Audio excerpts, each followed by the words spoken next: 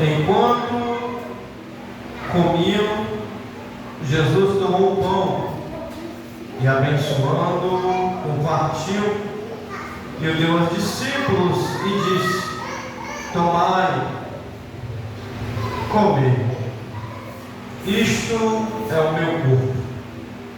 E tomando o cálice e dando graças, deu-lhe dizendo: bebei-lhe todos, porque isto é o meu sangue, o sangue do Novo Testamento, que é derramado por muitos para a remissão dos pecados.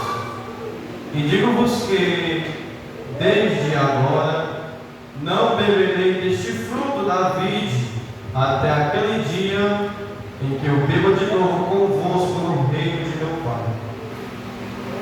Peço oração em nome do Senhor Jesus. Querido Deus e eterno Pai, mais uma vez, Senhor da glória, levanta a voz em oração a Ti, me reconciliando, Pai amado, mais uma vez contigo, pedindo perdão e misericórdia pelos pecados e falhas, Senhor, cometidos. Em nome do Senhor Jesus, Pai amado e Pai querido, eu oro a Ti e te peço que no abrir e no fechar de minha boca, Senhor da glória, que o Senhor venha, Pai amado, colocar as palavras para ser pronunciada ao coração da Tua igreja. Em nome do Senhor Jesus, Pai amado e Pai querido, usa o Teu servo, a Tua palavra, que o Teu Espírito Santo, Pai amado, seja conosco nesta hora, para edificar o Teu povo e colocar por terra, Pai amado, a frieza espiritual e edificar a Tua igreja pela honra e glória do Teu santo nome. Toda frieza espiritual, em nome de Jesus, coloca por terra, toda seta maligna coloca por terra, em nome do Senhor Jesus, Pai amado, coloca as Tuas palavras em minha boca, em nome do Senhor Jesus, Pai, recebe esta oração, em nome de Jesus e amém.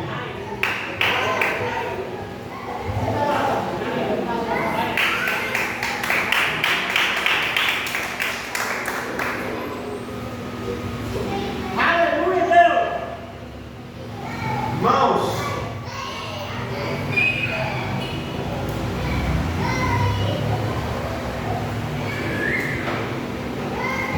culto de Santa Ceia.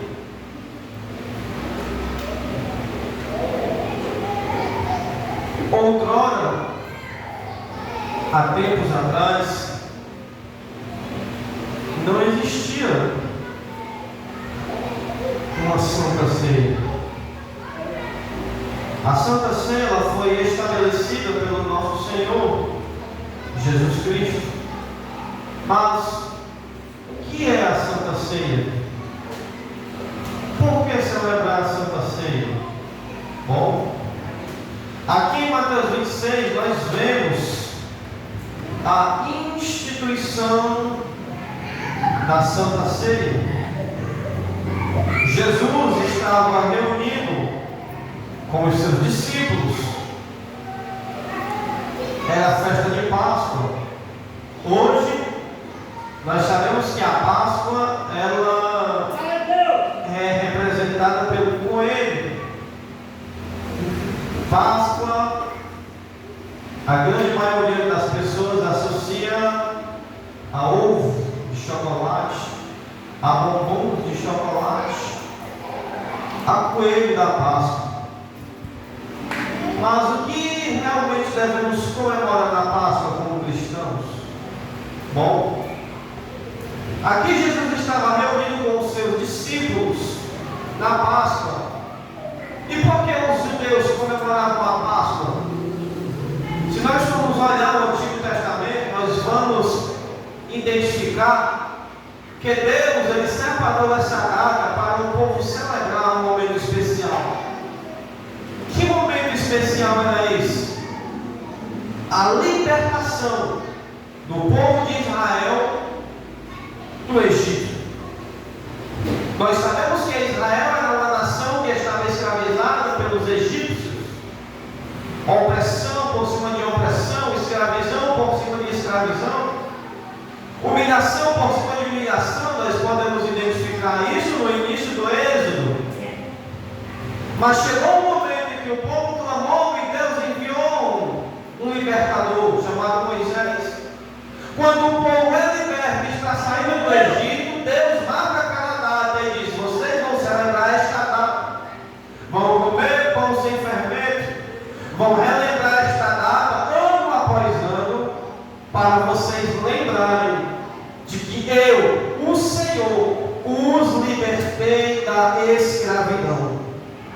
E a Santa Ceia foi estabelecida exatamente neste dia, que o povo judeu se reunia para relembrar a sua libertação do Egito. Jesus olhou para os seus discípulos, os discípulos reunidos com Jesus, esperando que Jesus fosse fazer uma saudação a respeito da libertação do Egito. Mas naquele momento Jesus olha para eles, pega o pão e diz: comam deste pão.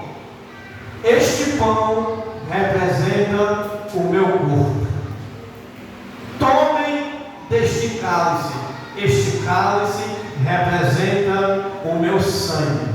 O sangue que está sendo derramado pela remissão dos pecados de muitas pessoas. O sangue da nova aliança. Deus havia feito uma antiga aliança com o povo de Israel no deserto. Só que esta aliança havia sido estabelecida com o sangue de bodes e ovelhas.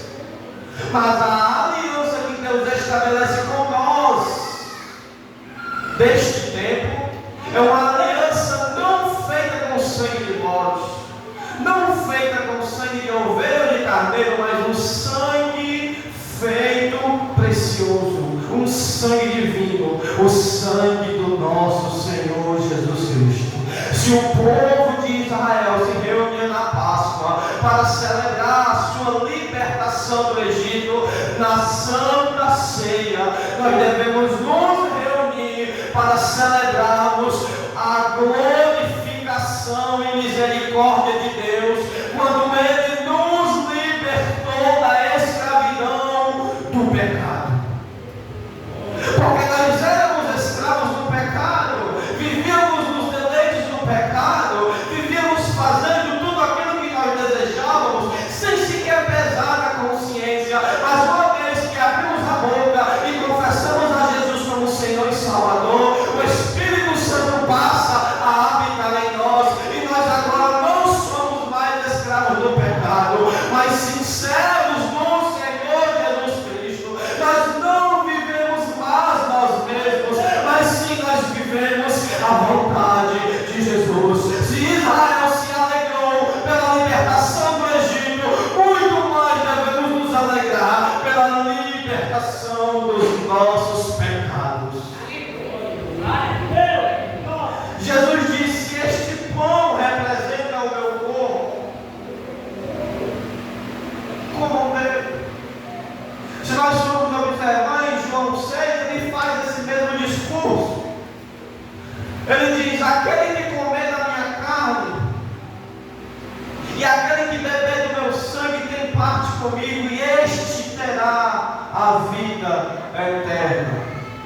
As pessoas não estavam entendendo que discurso era esse.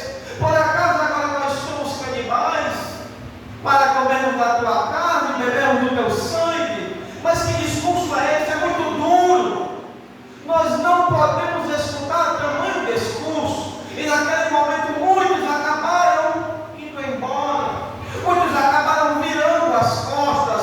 O Pedro olha para Jesus e diz: Senhor, o discurso está muito pesado, o discurso está muito duro, a pregação ela está muito pesada.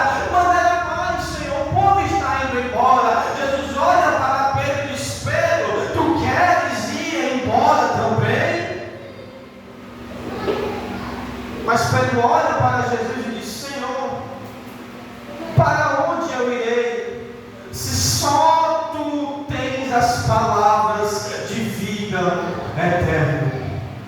Muitos têm abandonado a cruz nesses últimos dias. Nós estamos entrando, e muito mais do que entrando, já estamos vivendo este momento há muitos dias, um tempo chamado apostasia. A apostasia é o abandono da fé.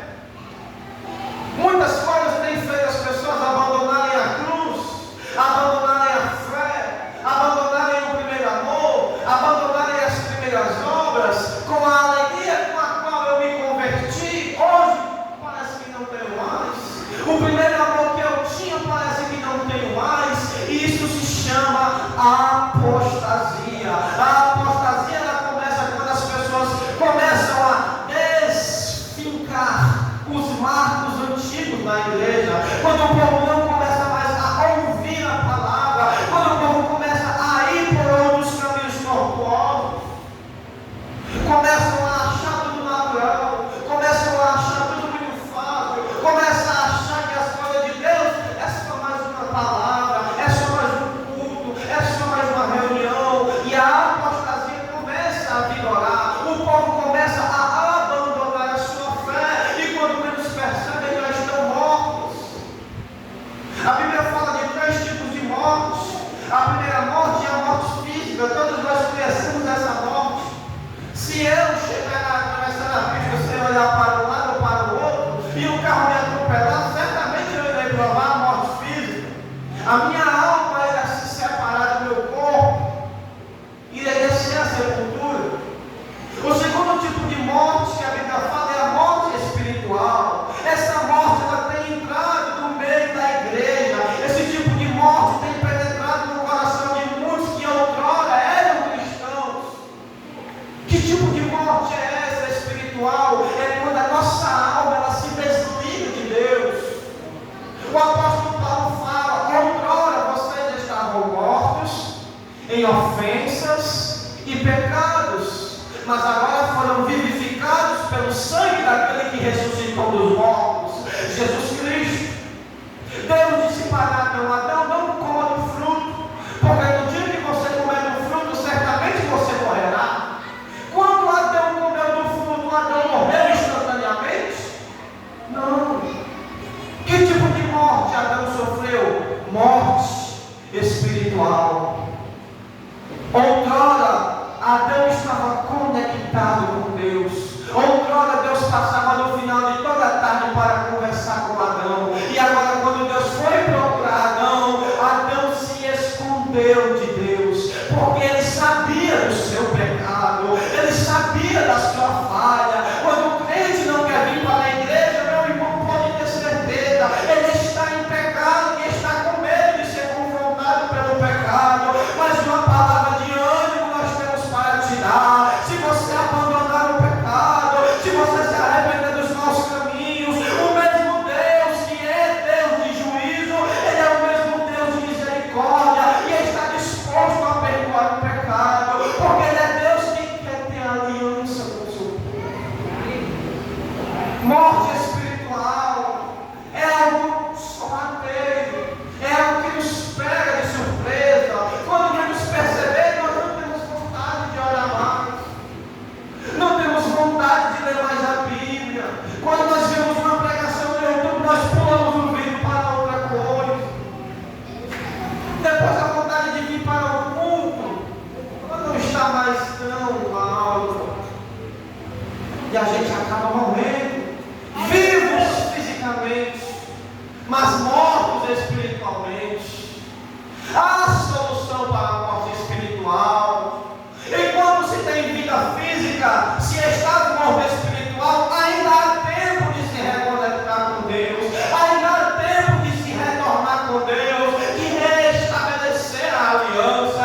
Quando o homem peca no jardim, o homem perde a aliança com Deus. Mas hoje nós temos um mediador que faz mediação entre nós como seres humanos e entre Deus como Deus vivo. Ele chega na presença de Deus, ele intercede por nós, ele chega até aqui, ele intercede por nós. O nome desse mediador é Jesus Cristo de Nazaré, e ele quer resgatar a aliança, ele quer restabelecer o primeiro amor, ele quer restabelecer as primeiras obras, ele quer ter compromisso contigo, porque ele é Deus. Jesus ele estabeleceu a Santa Ceia. Por que ele estabeleceu? Ele estava prestes a ser crucificado, torturado, injuriado, humilhado, por amor de mim e de você. Mas os discípulos estavam turbados. Lembre-se do que está escrito em João 14. Jesus dá a notícia de morte aos discípulos, e o coração dos discípulos ficaram turbados. muitos crentes estão com o coração turbado. Muitas preocupações têm tomado o espaço no coração dos cristãos. Se preocupam com muitas coisas. Se preocupam com o que comer. Se preocupam com o laço familiar. Se preocupam com o emprego. Se preocupam com o amanhã. Mas não se preocupam em manter uma aliança com Deus. Nós temos 24 horas em um dia. Quanto desse tempo nós temos tirado para Deus? Será que nós temos tirado 1 hora? Será que nós temos tirado 2 horas? O coração dos discípulos estavam turbados. Quando alguém está com o coração turbado, você fala, você prega, você louva, e a pessoa não ouve porque as preocupações a sufocam. E nesse tipo de coisa, muitos têm provado de coisas que hoje se chama de ansiedade, que hoje se chama de depressão. Coisas desse tipo não existiam antigamente. Por que só existem hoje? Porque o povo hoje está ocioso, o povo hoje está vagaroso, o povo hoje não quer mais tirar um tempo para ter aliança com Deus. Se acorda de madrugada, vai no banheiro fazer a necessidade e volta para dormir. E às vezes sente no coração Deus chamando para orar, e ele não tem coragem de dobrar os joelhos, porque já perdeu o primeiro amor. A frieza já está batendo na porta. Deus aceitou o sacrifício de Abel. Ele desprezou o sacrifício de Caim. Por que ele aceitou o de Abel? Abel fez o melhor. Ele tinha um rebanho, ele tirou o melhor cordeiro e ofereceu para Deus. Caim, ele era lavrador da terra, mas quando ele foi tirar os frutos para oferecer a Deus, ele tirou os frutos podres, os frutos amassados. É como alguém que tem uma penca de banana e quando vai dar para Deus, dá a fica preta. Era Caim, perdão. Deus rejeitou o sacrifício de Caim, e ele dá uma advertência: Caim, por que tu estás injuriado? Caim, por que tu está guardando raiva dentro do seu coração? Se você fizer o bem, por acaso eu não irei te aceitar? O pecado, ele jaz à tua porta. Vigia para que ele não venha te consumir. E da mesma forma, hoje Deus também fala: a frieza espiritual jaz à tua porta. Cuidado para ela não te consumir. Jesus disse: não se turbe o vosso coração. Credes em Deus, crede também em mim. Na casa de meu Pai há muitas moradas. Se não fosse assim, eu vos teria dito: pois eu vou para meu Pai para vos preparar moradas, para que onde eu estiver, estejais vós também. É vontade de Deus estar conosco. Ele nos fez uma promessa: eu vou para meu Pai, mas eu estarei convosco até a consumação dos séculos. Ele está aqui nessa noite sentado. Ele está aqui nessa noite presente no culto. Ele disse: eu estarei convosco até a consumação dos séculos. O noivo da igreja está presente em nosso meio. Vamos reverenciá-lo, vamos adorá-lo, vamos se humilhar na sua presença, porque a palavra é bem clara: se o meu povo, que se chama pelo meu nome, se humilhar, começa com a humilhação, depois que se humilhar, ora e buscar a minha face. Quarto, e se arrepender dos seus maus caminhos. Eu ouvirei dos altos céus, perdoarei os seus pecados. Terceiro, sararei a sua terra. Preocupações no coração de muitos cristãos. O trabalho consumindo, os laços familiares se desfazendo, consumindo, a preocupação com o amanhã consumindo, e o presente ninguém mais quer viver. Deus te deu um presente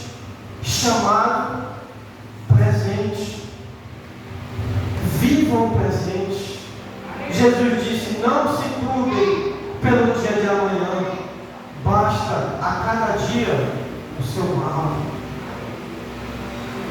Quando nós colocamos o pé na casa do Senhor, nós não entramos aqui para assistirmos o culto.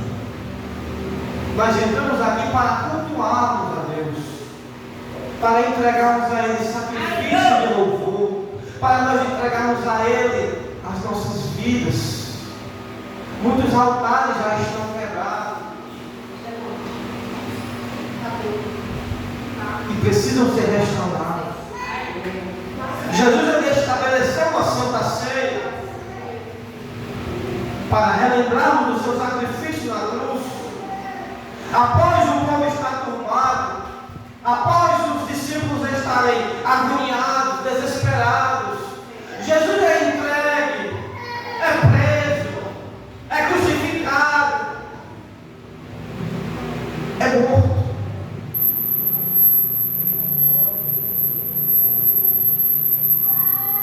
E as pessoas entram em desespero. Acabou as nossas esperanças.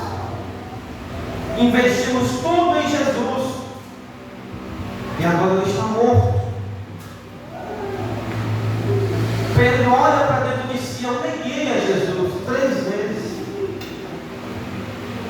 Os outros discípulos olham para dentro de si e falam: nós fugimos, nós deixamos para ser presos.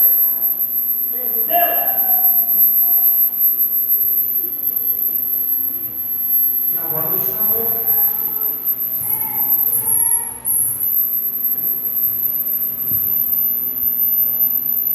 Todos estavam turbados, apostaram tudo em Jesus. E agora Jesus estava morto. Ele havia dado uma palavra de conforto. Ele havia deixado bem claro: eu serei morto, mas ao terceiro dia eu irei ressuscitar. Mas os discípulos não guardavam as notícias boas. Os discípulos eram especialistas em guardar notícias ruins. Você, meu amado irmão, que está sendo gaveta de notícia ruim, Aleluia, Dora. Jesus fala para você: joga essa gaveta embora e comece a guardar as coisas boas que Deus falou para você. Ele disse: eu irei ressuscitar. Ao terceiro dia ele ressuscita. Passa 40 dias aqui na terra, é levado de volta para o céu. E agora os discípulos recebem o Espírito Santo e passam a pregar a palavra. Ele não nos deixou órfãos. O Espírito Santo está conosco. Aonde estiver 2 ou 3, Ele está no meio. Ele está presente na reunião. Ele está presente no culto. Ele quer edificar a igreja. Ele quer arrancar a tribulação do coração. Ele quer reconstruir um vínculo com Deus. Ele é consolador. Aleluia. Ele quer restabelecer o amor. Ele quer te dar forças para prosseguir. Em Mateus 24 está escrito: por a iniquidade se multiplicar, o amor de muitos vai se esfriar.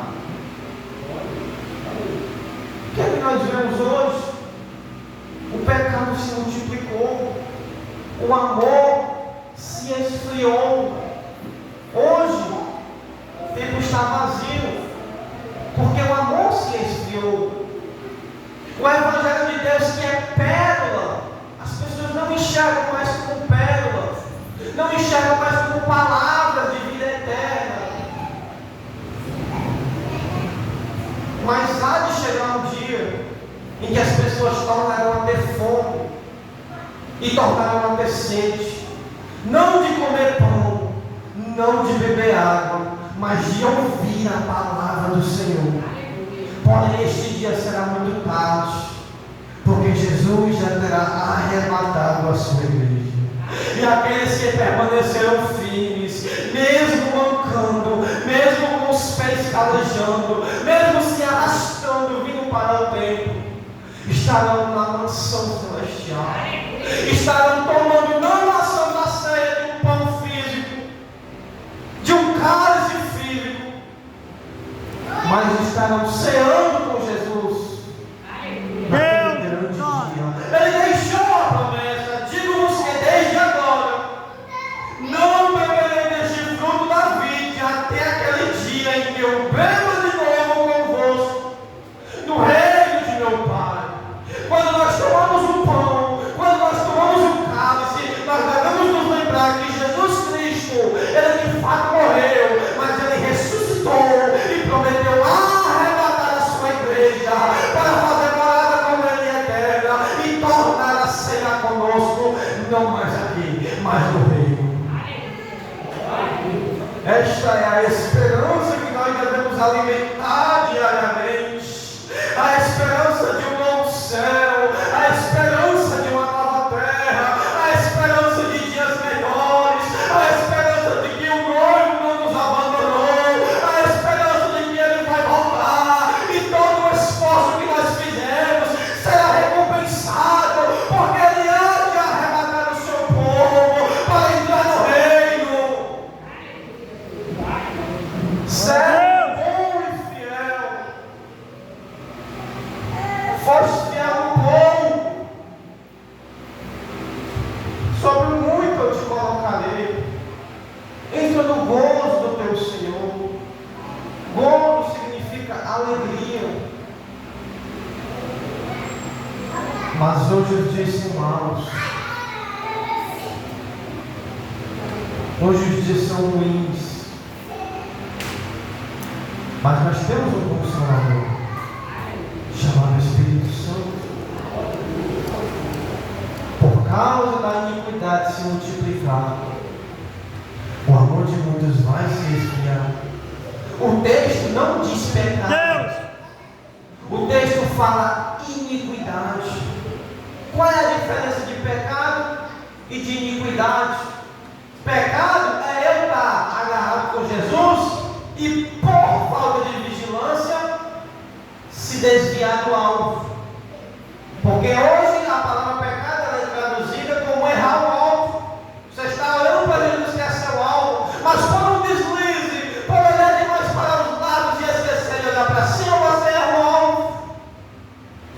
Mas você logo se arrepende, porque o Espírito Santo que está em você, ele te incomoda.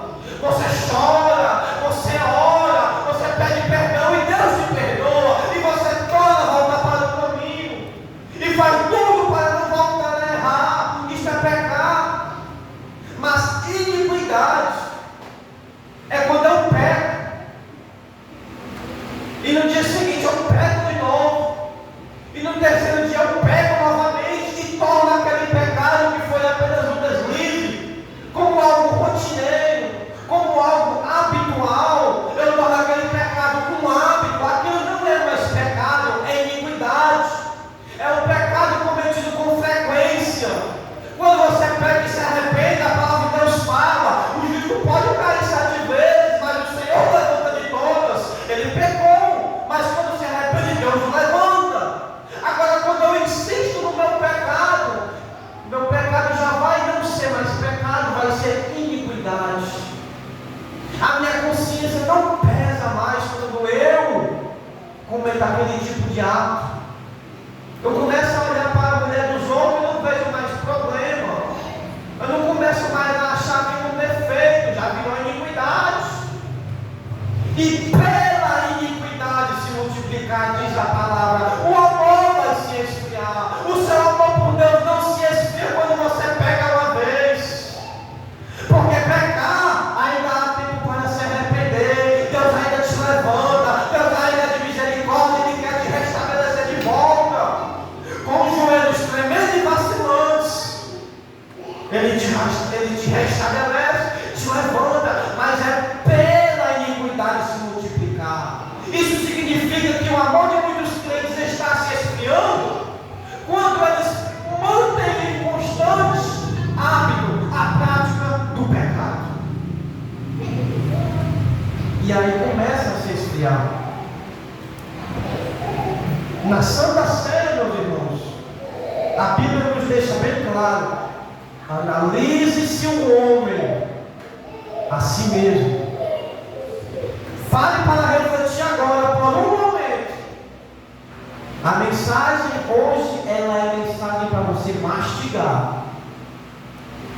Não é mensagem para você engolir e depois ter uma indigestão.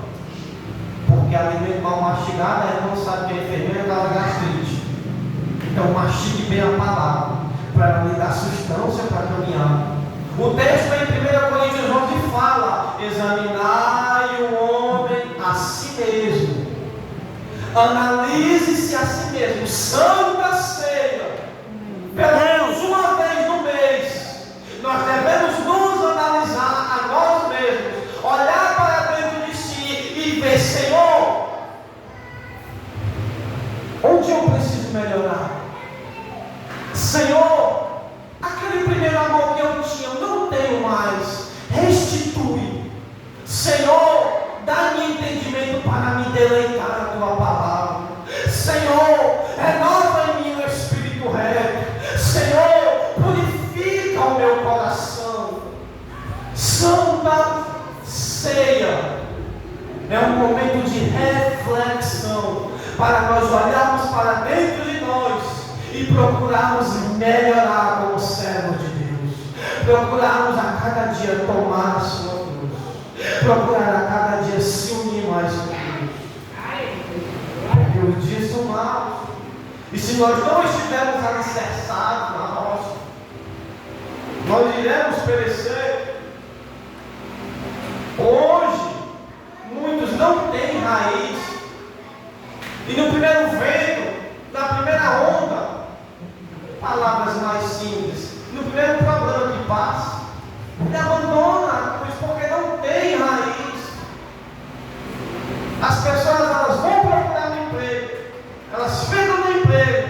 Se o chefe estiver humilhando ela, se os empregados estiverem humilhando ele, a vida do trabalho estiver insuportável, as pessoas no dia seguinte ainda vão aparecer no trabalho, porque precisam do trabalho.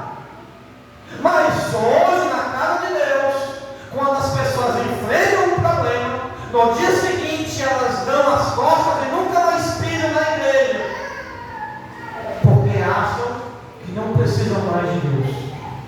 Precisa-se do emprego, o chefe humilha, a relação com os funcionários é terrível, mas no outro dia vai porque está precisando do dinheiro no final do mês.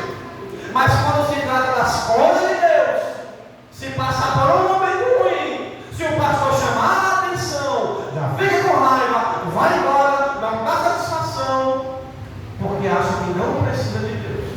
Nas coisas do homem, dão toda a atenção, mas nas coisas de Deus geralmente tem aquele desleixo. E nós não podemos ser assim. As coisas de Deus devem ser feitas com amor e com zelo. Deus não foi morrer na cruz do Calvário por obrigação. Ele foi morrer na cruz do Calvário por amor à sua criação. Ele não foi para a cruz obrigado. Eu vou porque meu pai está me mandando. Jesus não chegou na cruz dizendo: eu vou porque Deus me mandou vir para cá. É um jeito, não. Ele foi por amor. Ele nos criou, Ele nos formou no ventre da mãe. Ele viu que nós estávamos separados dEle, e por amor da sua obra, que somos nós, Ele com todo amor e carinho, procurando nos resgatar, foi lá e se entregou. Da mesma forma, na obra de Deus, nós devemos fazer da mesma forma. Eu não vou porque o pastor mandou, eu vou porque Deus me amou, e o seu amor me constrange para eu também fazer a sua obra com amor. Deus nos entregou talento para granjear os talentos que Deus te deu. Mas, irmão, eu só sei louvar e a voz ainda falha. Faça com amor. A viúva só tinha moedas de cobre, mas era tudo que tinha, e deu. E aquela oferta aos olhos de Deus foi muito maior do que muitas moedas de ouro e prata que está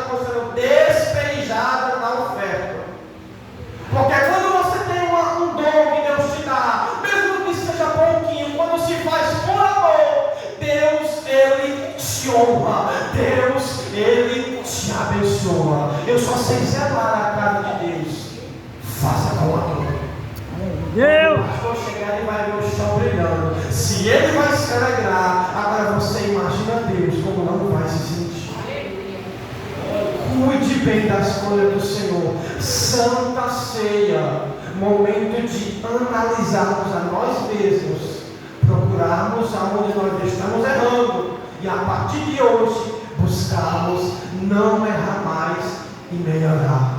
É lembrar do sacrifício de Jesus na cruz do Calvário e a promessa que Ele nos fez de voltar e arrebatar a sua igreja. Não se escandalize, irmãos. Não se entristeça. Quando eu olho para cadeiras vazias, por um lado eu me entristeço, mas por outro lado eu me alegro, porque eu vejo a palavra se cumprindo. O amor de muitos está se esfriando.